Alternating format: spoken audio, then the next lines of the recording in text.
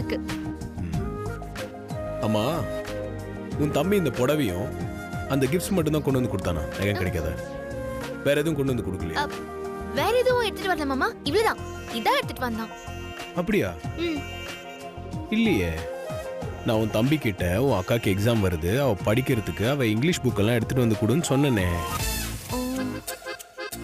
எடுத்துட்டு வரல? எடுத்துட்டு வரல மாமா. ஒருவேளை மறந்துட்டானோ?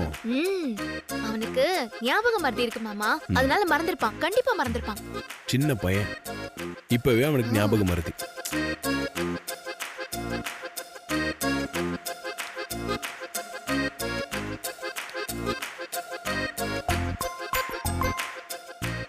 எங்க போறீங்க மாமா? இல்ல, அந்த கபோர்ட்ல எதனா இருக்கான்னு பாக்க. ஐயோ, அங்க ஒண்ணும் இல்ல மாமா, நீங்க உட்காருங்களே, நம்ம கொஞ்ச நேரம் பேசலாமா? நம்ம அங்க போய் பேசலாமா? நான் சொல்றது கேளு, குட் கேர்ள்ல. கொஞ்ச நேரம் பேசலாமே. நம்ம இங்க உட்கார்ந்து பேசலாம். சரி, உட்கார்.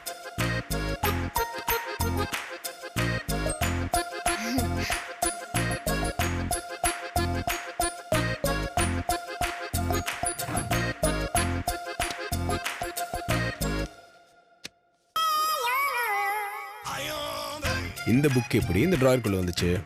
மாமா இதெல்லாம் வேண்டாம் மாமா, நான் உங்களுக்கு குடிக்க ஏதாவது எடுத்துட்டு வரட்டுமா? வேண்டாம்.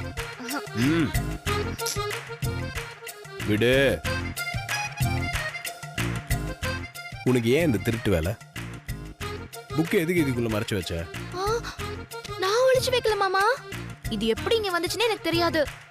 அப்படியா? மாமா, இந்த சட்டை உங்களுக்கு ரொம்ப நல்லா இருக்கு மாமா. நான் காலையே சொல்ல நினைச்சேன், ஆனா மறந்துட்டேன். இந்த வாட்ச் கூட நல்லா இருக்கு, சூப்பரா இருக்கு.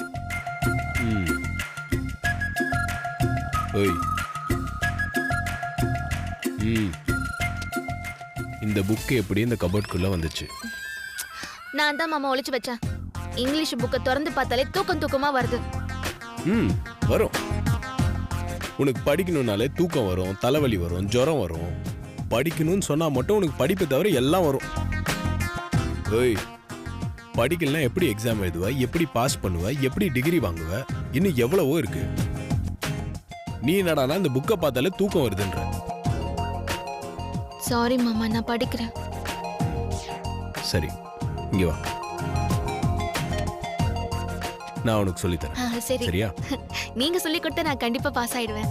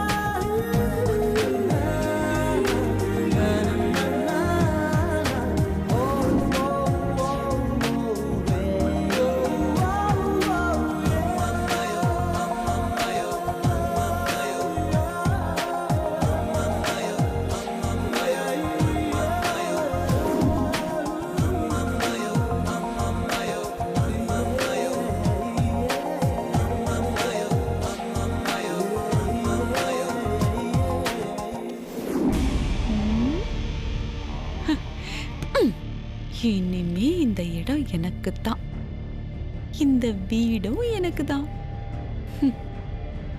ரூமுக்குள்ள அடைஞ்சிருக்கிற அகிலா இனி எப்பவுமே வெளியே வர மாட்டா, வரவும் கூடாது. அதுக்கப்புறம் வீடு, ஆஃபீஸ், இந்த இடம் மட்டும் இல்லை, மொத்தமா இந்த ஆதிக்கடவுள் சாம்ராஜ்யத்துக்கே நான் மட்டும்தான் ராணி, நான் மட்டும்தான்.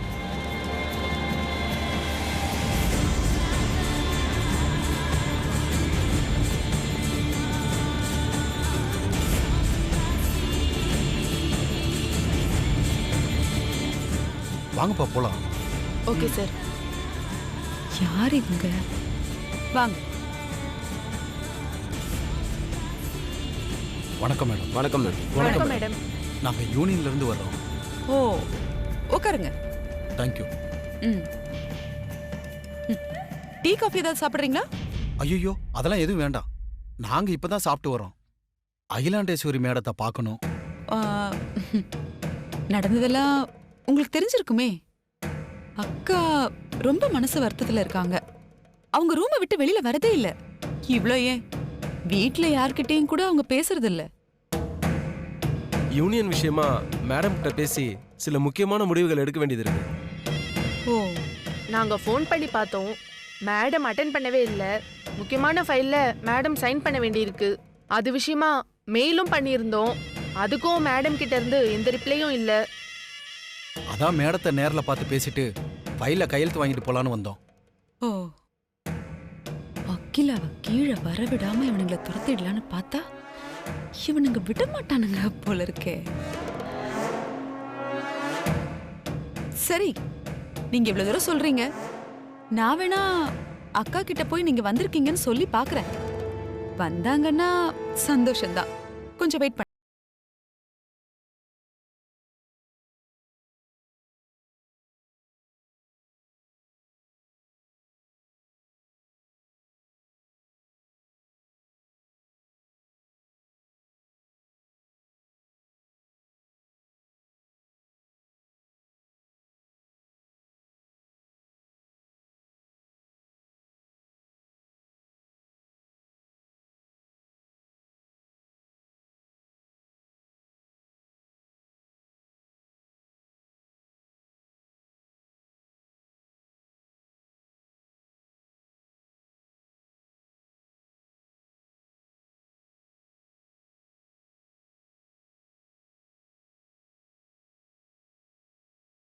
இப்ப யாரையும் என்னால பார்க்க முடியாதுன்னு சொல்லி அனுப்பு. நான் அப்படிதான்க்கா சொன்னேன். ஆனா அவங்களுக்கு யூனியன்ல ஏதோ முக்கியமான முடிவுகள்லாம் எடுக்கணுமா. அதுக்காக தான் உங்களுக்கு நிறைய முறை ஃபோன் பண்ணாங்களாம். நீங்க ஃபோன் ரிசீவ் பண்ணலையாமே. அப்புறம் நிறைய மெயில் கூட அனுப்பியிருந்தாங்களாம். அதுக்கும் நீங்க ரிப்ளை எதுவுமே பண்ணலையா. அது மட்டும் இல்லக்கா, அவங்க ஏதோ ஒரு முக்கியமான ஃபைல்ல உங்ககிட்ட கையெழுத்து வாங்கியே ஆகணுமா. அதான் சரி உங்ககிட்ட தகவல் சொல்றேன்னு சொல்லிட்டு வந்தேன். நீயே கையெழுத்து போட்டுன்னு சொல்வாளோ. அக்கா, நான் அவங்க கிட்ட என்ன சொல்லட்டும்? சரி, வெயிட் பண்ண சொல்லு, நான் வரேன். நீங்க மெதுவா வாங்கக்கா. நான் அவங்கள வெயிட் பண்ண சொல்றேன். மெதுவா வாங்க. வரேன்னு சொல்லிட்டா.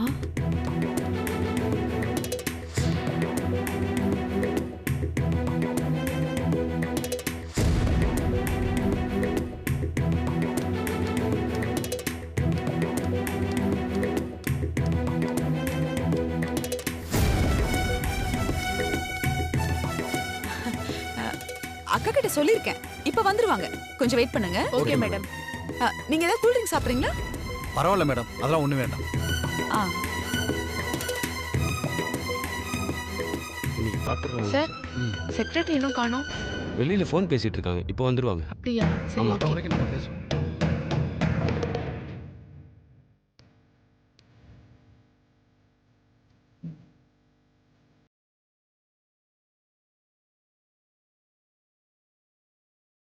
அகிலாண்டேஸ்வரி மேடம் வராங்க. ரூமுக்குள்ளேயே முடங்கியிருந்த அகிலாவா இது?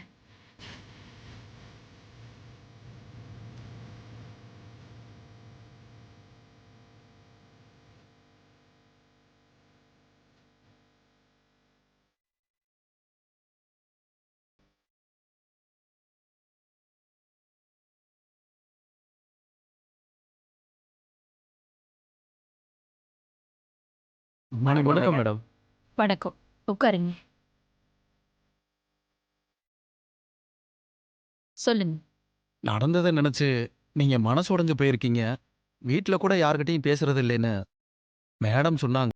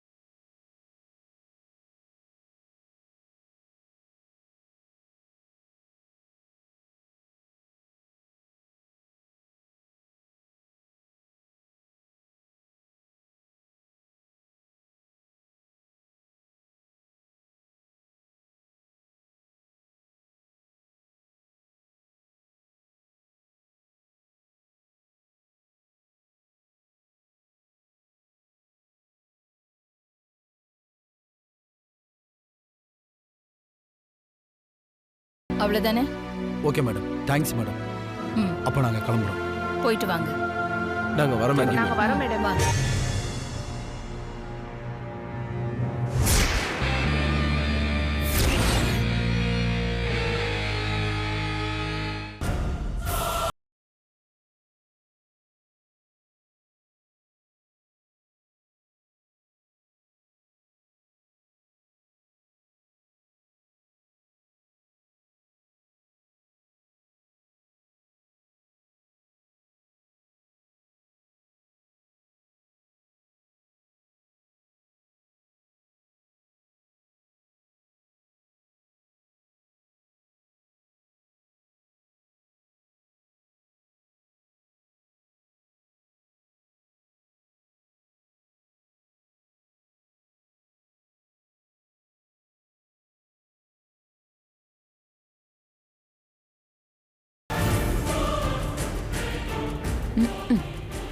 வரட்டும் வரட்டும், இன்னைக்கு ஏதோ ஒரு நல்ல சீன் இருக்கு.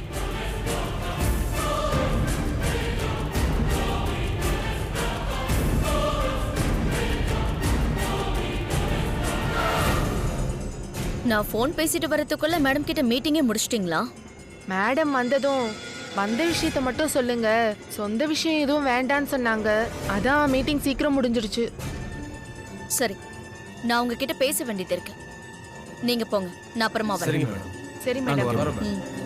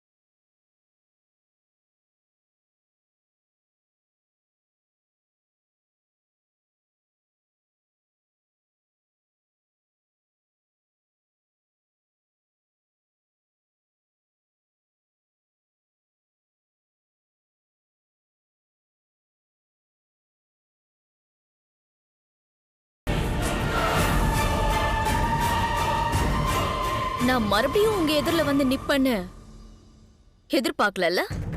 இப்ப கூட நான் உன்னை வீட்டுக்குள்ள வர அனுமதிச்சிருக்கேன்னா அதுக்கு காரணம் யூனியன். நீ யூனியன் செக்ரட்டரியா இப்ப அவங்களோட வந்ததுனால நான் உன்னை விட்டு வச்சிருக்கேன். ஆனா நான் யூனியன் செக்ரட்டரியா வரல ஆண்டி. உங்க ஜென்ம எதிரியா நாகபுரி வம்சத்தின் நந்தினியா தான் வந்திருக்கேன்.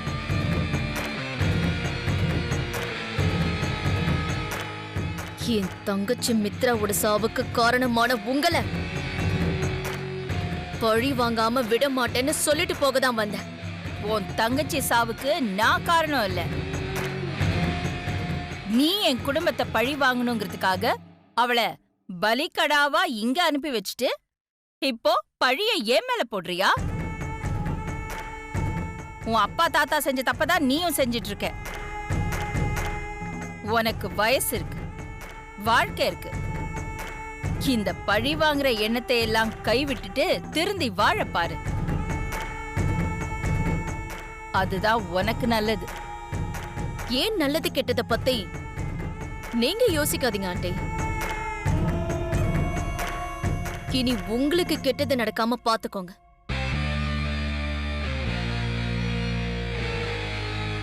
திரும்ப திரும்ப என்கிட்ட சவால் விட்டு தோத்து போய் மூஞ்சில கரிய பூசிக்கிட்டாலும் திரும்பவும் கெத்தா வந்து சவால் விடுற பாத்தியா? உன்னை பார்த்தா எனக்கு பாவமா இருக்கு. நானாவது பரவாயில்ல, ஆதிக்கடவுர் அகிலாண்டேஸ்வரி கிட்ட தான் தோத்து போறேன். ஆனா நீங்க கேவலம் உங்க வீட்டு சமையல்காரி கிட்ட தோத்து போயிருக்கீங்க.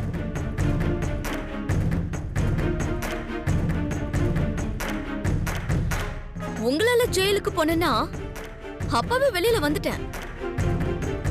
ஆனா நீங்க வீட்டை விட்டு வெளியிலேயே வர முடியாம, ஏன் ரூமை விட்டு கூட வெளியில வர முடியாம ஜெயில இருக்கீங்க. ஏய்,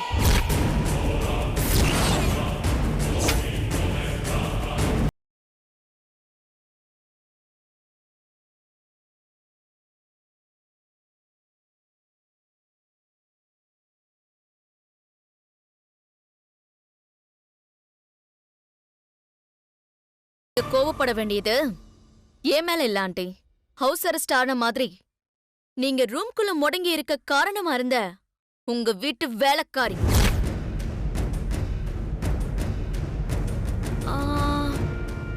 சாரி உங்க மூத்த மருமக பார்வதி மேல.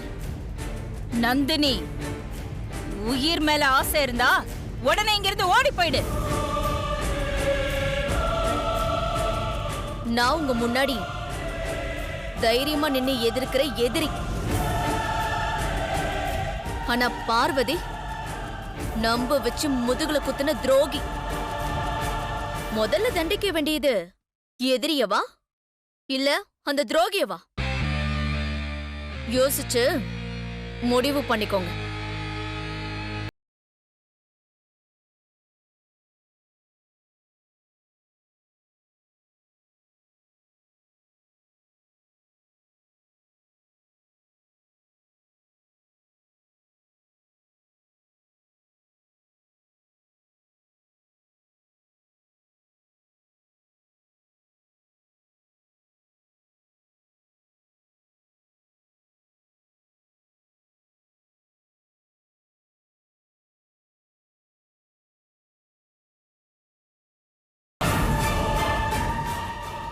சிங்கம் மாதிரி வந்தவ திரும்ப ரூமுக்குள்ளேயே போயிட்டா. அது வரைக்கும் சந்தோஷம்.